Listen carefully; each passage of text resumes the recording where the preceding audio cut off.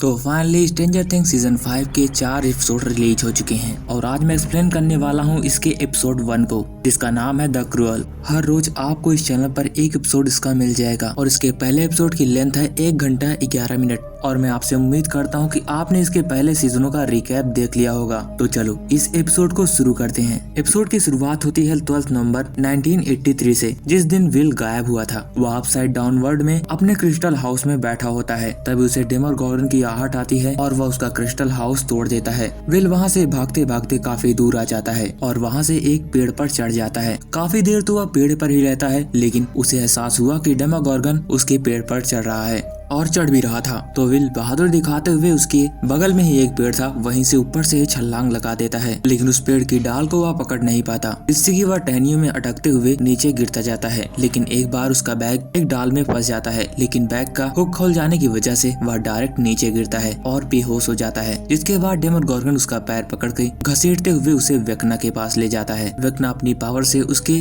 शरीर को रूट से कवर कर देता है और उसे दीवार में चिपका कर बांध देता है। वेक्ना अपनी पावर से एक रूट लगाकर विल के मुंह में डाल देता है, जिससे कि वेक्ना अपना एक अंश विल के ही अंदर छोड़ देता है। वेक्ना उससे कहता है कि विलियमसन, तुम मेरा एक ख्वाब पूरा करोगे, क्योंकि उसका शुरू से एक सपना यही था कि वह पूरी दुनिया पर राज करे और वेक्ना अपना ये सपना विलियमसन से पूरा करवाना चाहता है, यानी कि विल। इंट्रो के बाद सीन शिफ्ट होता है प्रेजेंट टाइम में। 3 नवंबर 1987 माइक के घर से शुरुआत होती है। घर के अंदर हम हॉली को देखते हैं, माइक की छोटी बहन, जो कि खाने की टेबल पर प्लेट लगा रही थी। तभी उसकी नजर खिड़की के बाहर जाती है, जैसे कि होली को कोई बुला रहा था। वो उसे हाय करती है, लेकिन पीछे से होली की माँ कैरल उसे आवाज दे रही थी। होली कुछ भी नहीं सुन रही थी। उसकी मॉम कहती है, मैं कब से तुम्हें बुला रही थी, जाओ सबको नाश्ते के लिए बुला लाओ। जहाँ पर हमें यह पता लगता है कि अब विल और उसकी फैमिली माइक के घर पर ही शिफ्ट हो गई है। सभी बैठकर नाश्ता करते हैं, लेकिन होली एक किताब में मग्न होती है। नाश्ता करने के बाद सभी अपने काम पर निकल जाते हैं, लेकिन इन सब से माइक के डैड बिल्कुल भी खुश नहीं थे, क्योंकि विल की फैमिली को रुकना उनका पसंद नहीं था। स्कूल जाते समय होली कहती है कि स्क्वॉक का वक्त हो गया है माइक, वो शुरू हो गया होगा। तभी माइक रेडियो पर उसे चलाता है और इधर नैन्सी और जोनाथन भी उसी शो को रेडियो पर सुन रहे होते हैं, जहाँ पर स्क्वॉक को टावर को देखते हैं, जहाँ पर अंदर का सीन देखने पर पता लगता है कि उस शो को ब्रॉडकास्ट कर रही है रॉबिन। और स्टीव और जोनाथन और नैन्सी भी इसी स्क्वॉक स्टेशन पर काम किया करते हैं। पॉडकास्ट में रॉबिन कुछ देर तो पहले वहाँ की सारी सिचुएशन के बारे में बताती है कि कैसे आर्मी वालों ने उनका बॉर्डर एकदम लॉक कर रखा ताकि कोई मैक 2 तक ना जा सके। और सीजन 4 के एंड में जो हॉकिंस में पूरा रास्ता खुला था, उसको मेटल की शीट से कवर कर दिया गया है और यंग जनरेशन के बच्चे उस पर खेला करते हैं। और हर जगह पर सीसीटीवी कैमरास लगे हुए हैं, हर तरफ सोल्जर ही सोल्जर्स हैं। ब्रॉडकास्ट के एंड में रॉबिन बताती है कि वह डेट पर जा रही है और ब्रॉडकास्ट का एंड एक गाने के साथ बंद कर देती है। और मैं पहले ही पता है कि रॉबिन गे है, तो वह इसके साथ डेट पर जाने वाली है। तभी म्यूजिक चलते चलते अचानक से उसकी रिदम बदलने लगती है और पूरा ब्रॉडकास्ट नेटवर्क बंद हो जाता है। स्टीव को लग रहा था कि यह सब गवर्नमेंट कर रही होगी, क्योंकि रॉबिन ने कुछ ज्यादा ही एक्सपोज कर दिया था आर्मी वालों को ब्रॉडकास्ट में। जिसके बाद स्टीव डस्टिन से बात करता है और डस्टिन से पूछना चाहता है कि क्या तुम्हें इसके बारे में कुछ पता है, यहाँ का पूरा सिस्टम हैंग हो चुका है। लेकिन उल्टा डस्टिन से जवाब देकर कनेक्शन कट कर देता है कि तुम इतने दिन से वहाँ पर रह रहे हो, तुम्हें इसके बारे में बिल्कुल भी नहीं पता। डस्टिन के स्कूल में जाने के बाद वहाँ पर लॉबी में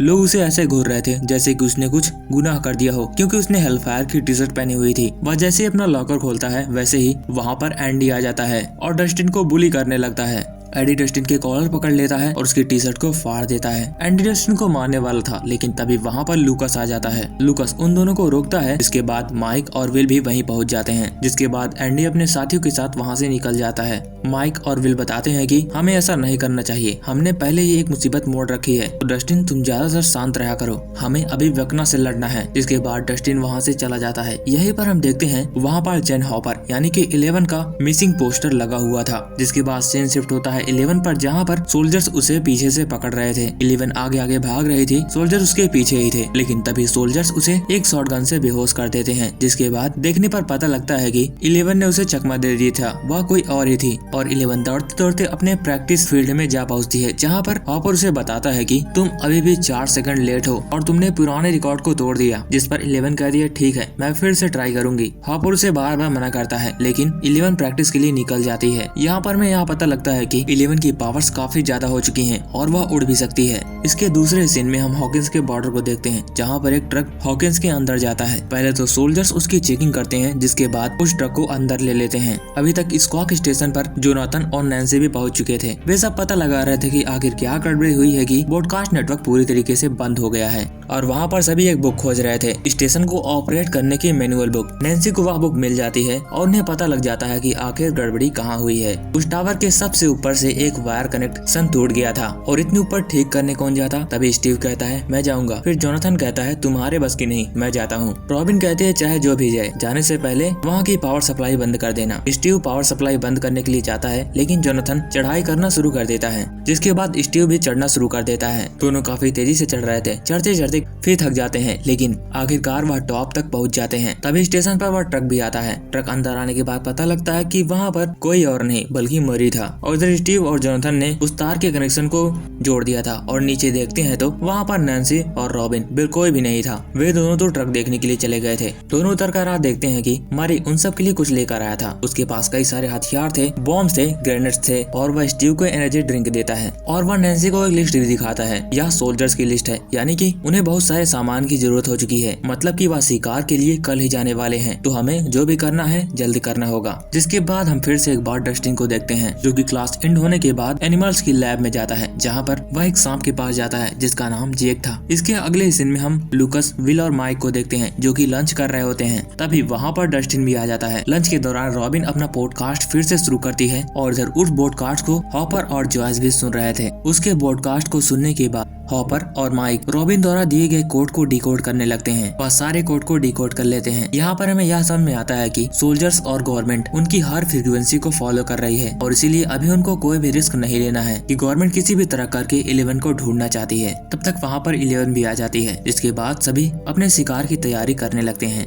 नैन्सी अपने स्क्वाक स्टेशन से एक खुफिया रास्ते से एक लैब में पहुंचती है, जहां पर उन्होंने कई सारी रिसर्च करके रखी हुई थी। और इधर हॉपर भी बस से होते हुए जो डेमोगॉर्गन ने टनल बनाए थे उनसे होते हुए वो अपने घर पर जाते हैं। और इधर डस्टिन, माइक और लूकस और विल ये तीनों एक जंगल में पहुंच जाते हैं, जहाँ पर यह पूरी स्ट्रेटजी बनाते हैं, प्लान बनाते हैं कि क्रूअल के दौरान कैसे किसको किस पोजीशन पर रहना है। इनके प्लान के दौरान लूकस माइक आर्मी के बेस पर नजर रखेंगे और हॉपर अकेला क्रूअल के लिए जाएगा अपसाइड डाउन में। और ठीक ही स्टीव और डस्टिन एक वैन में बैठकर उनकी फ्रीक्वेंसी को फॉलो करते हुए रियल अर्थ में उनके साथ ही चलेंगे। प्लान समझाने के बाद नैन्सी कहती है कि हमें इस सब को किसी तरह से अंजाम देना होगा, लेकिन इस पर स्टीव कहता है कि हो सकता है हम ऐसे जंग के लिए लड़ रहे हैं जिसको कि हमने पहले जीत लिया है, क्योंकि सीजन 4 में यही हुआ था कि इन्होंने विकना को जला दिया था और वह तीसरे माले से गिरा था, जिसका तब से कोई पता नहीं। और इधर विल को भी विकना का होने का कोई भी एहसास नहीं हुआ।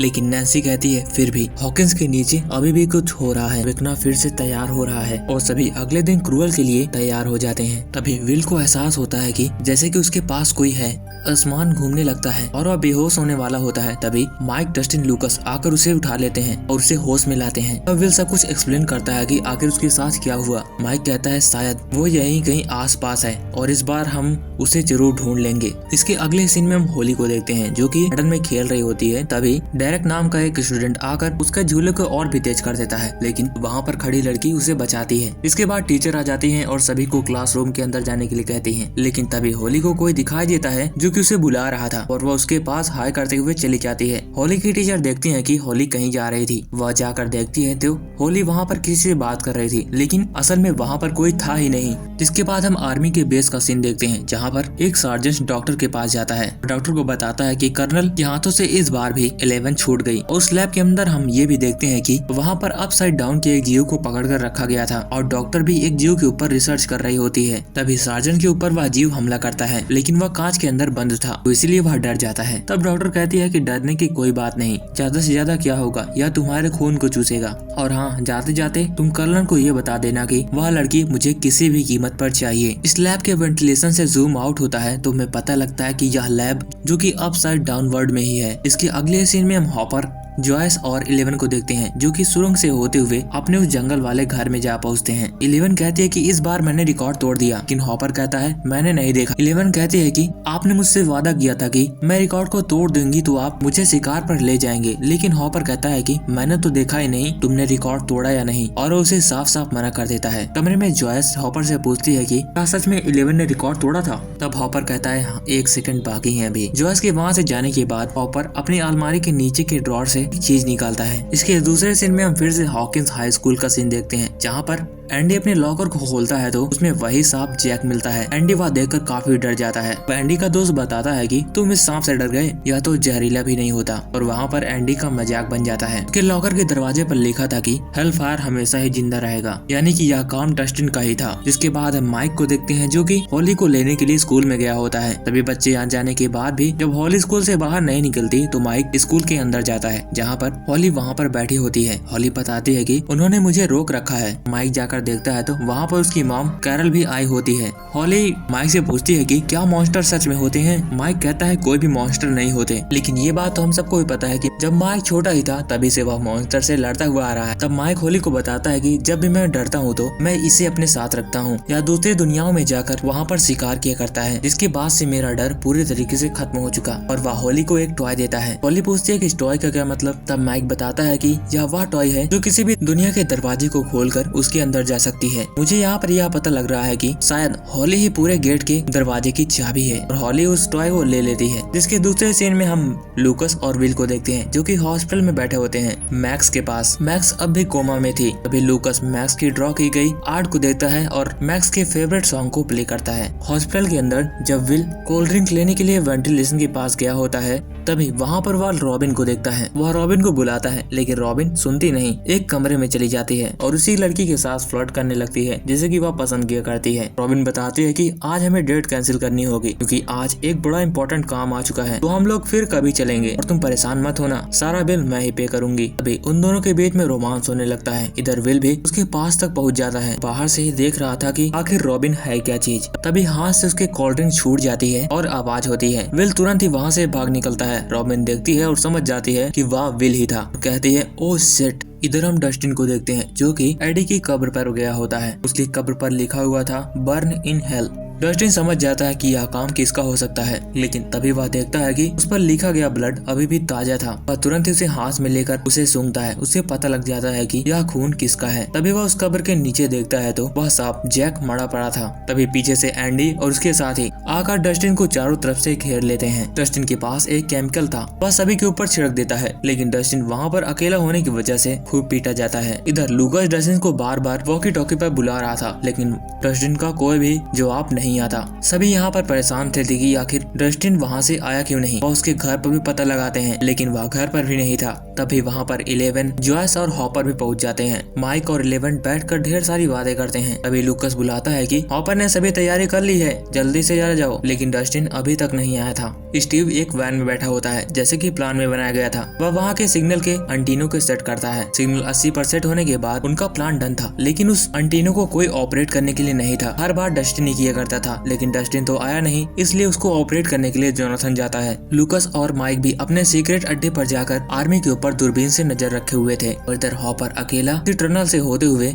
मैक 2 के पास पहुंच जाता है। इधर हम हॉली को देखते हैं जो कि उस टॉय को अपने मोतियों के साथ फिरोकर अपने गले में पहन लेती है। तभी हॉली को अंदर से आवाज आती है जहाँ पर उसके मॉम और डैड आपस में लड़ रहे होते हैं कि हॉली के साथ ऐसी कैसी समस्याएं हो रही हैं। खैर इधर लूकस दूरबीन से नजर रखे हुए था और माइक वॉकी टॉकी से सब कुछ रॉबिन को बता रहा था। वहाँ बेस के अंदर 2 ट्रक्स आते हैं और 2 बर्नर्स वहाँ पर जाकर अपसाइड डाउन के रूट्स को जलाते हैं। पीछे से भी रास्ता क्लियर था। साइड से क्लियर होने के बाद हॉपर तुरंत ही वहाँ से निकलकर दौड़ते हुए आकर उस ट्रक में बैठ जाता है और फाइनली अपसाइड डाउन के अंदर प्रवेश करता है। और इसी की पोजीशन को फॉलो करते हुए स्टीव भी अपनी वैन को उसी रास्ते पर ले जाता है। रियल दुनिया में सभी एक दूसरे से कनेक्ट होते हैं। तभी जाते जाते रास्ते में ट्रक किसी चीज से टकरा जाता है। एक दूसरे ट्रक सभी टकरा जाते हैं। हॉपर बताता है कि पता नहीं अचानक से ट्रक में ब्रेक लग गए और सभी ट्रक्स रुक गए। और इधर जोनाथन को भी सिग्नल नहीं मिल रहा था। वह तुरंत ही स्टीव को रोककर अपने सिग्नल को सेट करता है। और इधर विल को भी कुछ होने लगता है। उसकी गर्दन में फिर से वही एहसास होता है। विल को वो सब दिख रहा था जो कि अपसाइड डाउन में वर्ल्ड में हो रहा था, जैसे कि वह किसी डेमोगॉर्गन के अंदर हो। डेमोडॉग्स सभी सोल्जर्स को मार देते हैं, लेकिन एक सोल्जर्स उस ट्रक को जिसमें कि हॉपर बैठा हुआ था उसको लेकर भगाने लगता है, लेकिन वह डेमोडॉग्स आकर उस ड्राइवर को ही मार देता है, जिससे कि ट्रक क्रैश हो जाता है। ट्रक के क्रैश होने के बाद इधर विल भी नीचे गिर जाता है। हॉपर ट्रक से उतरता है और नीचे जाता है, और इधर विल भी सब कुछ देख रहा था कि वह डेमोगॉर्गन किस रूट को फॉलो करते हुए कहाँ जा रहा था। वह माइक का घर था जहाँ पर वह डेमोडॉग्स जा रहा था। तभी जॉयस विल को एक थप्पड़ मारकर उसे होश में लाती है। तब विल बताता है कि मैंने उसे देखा और वह जा रहा है। अभी विल नैन्सी को देखता है। नैन्सी समझ जाती है कि वह कहाँ जा रहा है और 11 के साथ वहाँ से निकलते हुए अपने घर के लिए निकल जाती है। इधर घर के बाहर माइक के डैड वहाँ पर बॉल खेल रहे थे और माइक की मॉम अंदर शराब पी रही थी। हॉली घर के अंदर कमरे में अकेली थी। तभी वहाँ की लाइट्स ब्लिंक होने लगती हैं। हॉली वहाँ पर से निकल पाती इससे पहले वहाँ की छत से अपसाइड डाउन का एक रास्ता बन जाता है और वहाँ पर एक डेमोडॉग्स आ जाता है। और इसी के साथ ये एपिसोड यहीं पर खत्म हो जाता है। तो इसका एपिसोड सेकंड कल आएगा, तो चैनल को सब्सक्राइब कर लेना और वीडियो को शेयर कर देना अपने उस दोस्त के साथ जो कि इस सीरीज को देखना चाहता है।